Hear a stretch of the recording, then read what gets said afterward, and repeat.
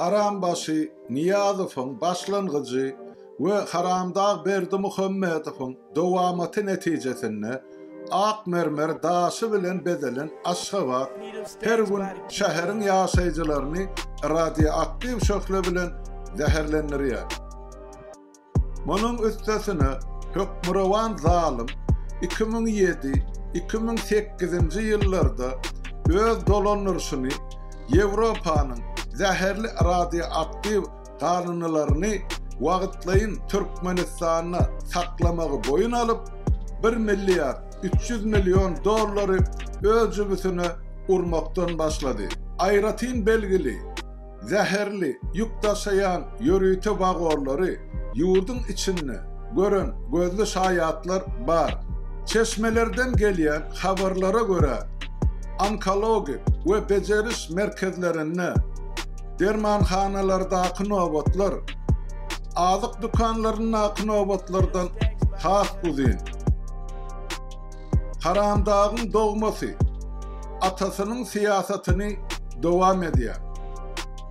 Şu yılın İyul ayında Serdar Berdimuhammedov atom enerjisi boyunca halkara MAGATE korumasının başlığı bilen duşuşuk geçirdi.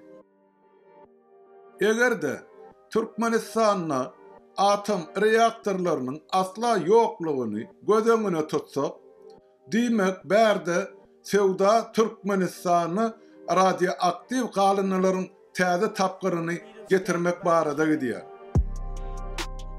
Bu cenayetçilikli hareketler bilen Haramdağ diktatör hazırki ve gelecekki nesillerin canını radyoaktiv qırğına sezevar ediyor.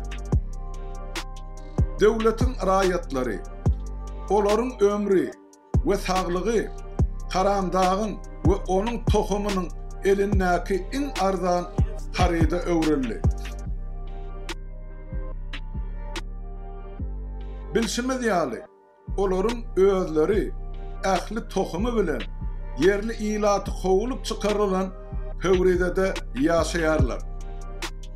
Bu sessiz, üýünsiz ajalyň öňünde hem garry, hem juwan, bay we garyp hemme deň. Bu kesellen hiç kime kaçıp kutulmak yok. Ey ilahi emine,